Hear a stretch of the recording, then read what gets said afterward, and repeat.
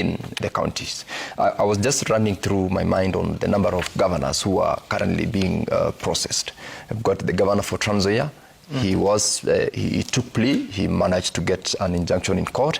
The other day, EACC sent back, DPP sent back the file of Kiambu governor, Marsabit governor, and Governor Barchoki is taking plea today in court at 9 o'clock, as well as former governor Bungoma Wangamati taking plea. That tells you there is a problem, because it can't be that EACC, DPP, and other investigative agencies are fighting something that doesn't exist. And one of the reasons why some of these governors are actually being investigated and charged is procurement processes. Yeah. When you are charged of conflict of interest, it means that conflict of interest developed out of a transaction that happened in the course of procurement. Abuse of office, acquisition of public resources through wrong processes or means.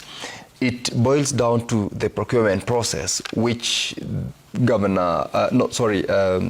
Mbadi and Treasury are trying to cure by introducing this bit.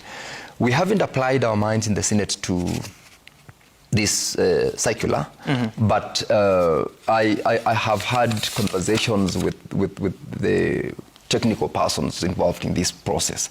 And one of the things that I know is that this was something that was conceived in the previous government. Actually, during Uhuru Kenyatta's regime, this e-procurement process was conceived. Unfortunately, it was never implemented. Just same case as the affordable housing program. That was there. Unfortunately, it was never implemented. In this case, this government has just decided to make the very unpopular decision, the bold decision to say, for us to fight this menace, which is procurement, in all our government institutions, this circular was sent out. And what Mbadi said, I listened to the interview that you had with Mbadi and also his presentation before a different forum, saying that I did not send this circular to the National Assembly for purposes of any processing by the National Assembly.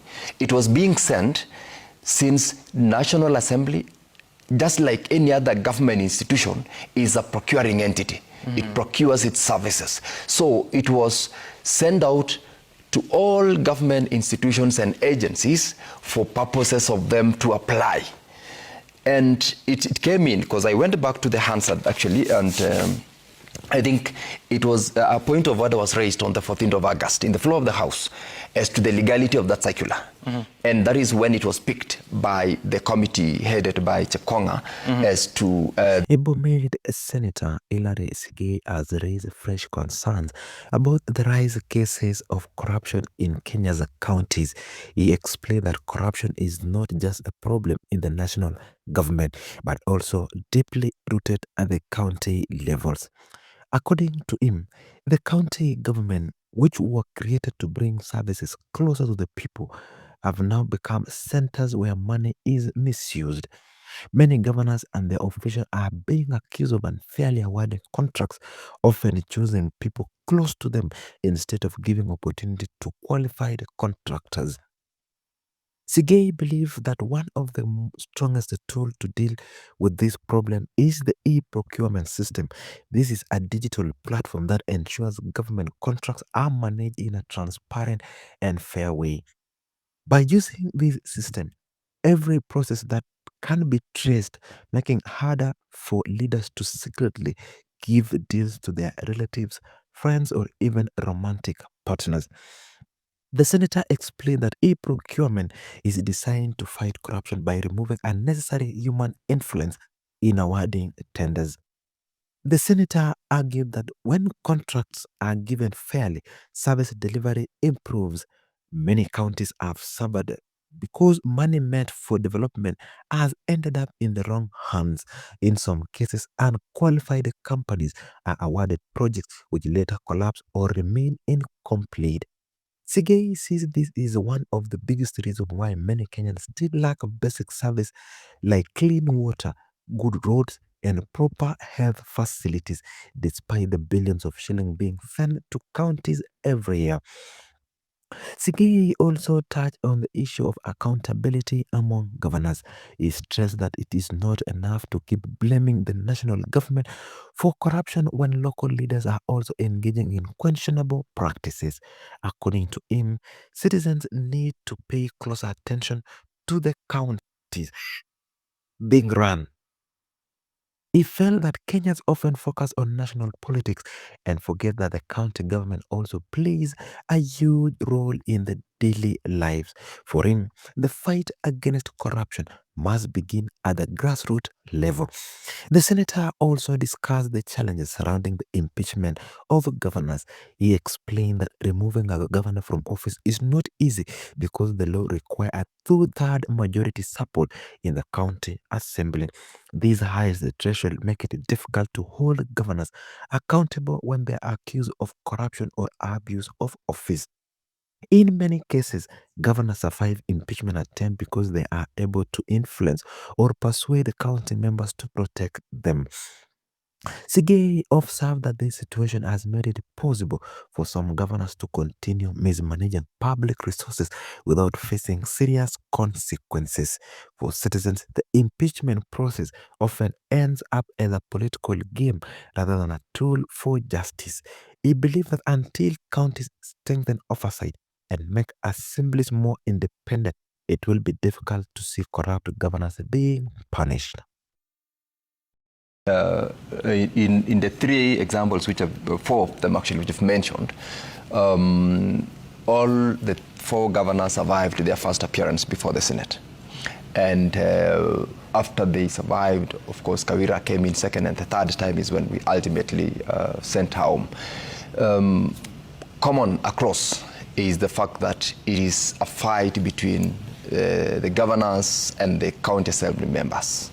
That is one common thread that has been experienced in all these impeachment processes. Right. But more importantly, Sam, is the fact that we have now picked the aspect. When you look at the first impeachment of Governor Mutai, he survived on a technicality. Similarly, Governor Guyo, same story. And earlier on, in the first impeachment of Kawira Mwangaza, it's the same thing. As an aspect on threshold.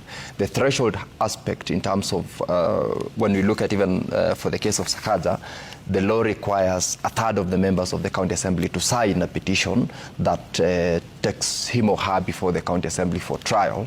Then for an impeachment process to succeed, it must be supported by two-thirds of the members of the assembly. In all this, when you look at critically on a substantive aspect, when threshold is not met, the county assemblies have resorted to just doing it. Because, I mean, in the first appearance of Governor Mutai from Kericho, they had 31. The county assembly of Kericho comprised 47 members, and two-thirds is 32.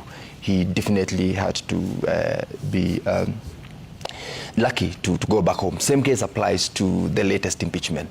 In this case, we've struggled as a house to, when you look at the charges, there are some glaring charges of corruption, which substantively, when you get the opportunity to deal with it, it would warrant an affirmation of the impeachment process. Right. But unfortunately, the process leading to that is now denied the opportunity because of this threshold, which is also legally provided for. And as they say, the process is as good as the outcome.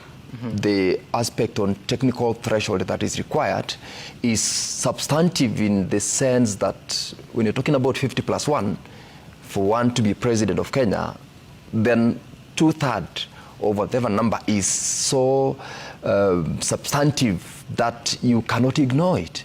So in this case, we had the numbers, but unfortunately, the process leading to even that number was mad because of an electronic voter system that was introduced a day before.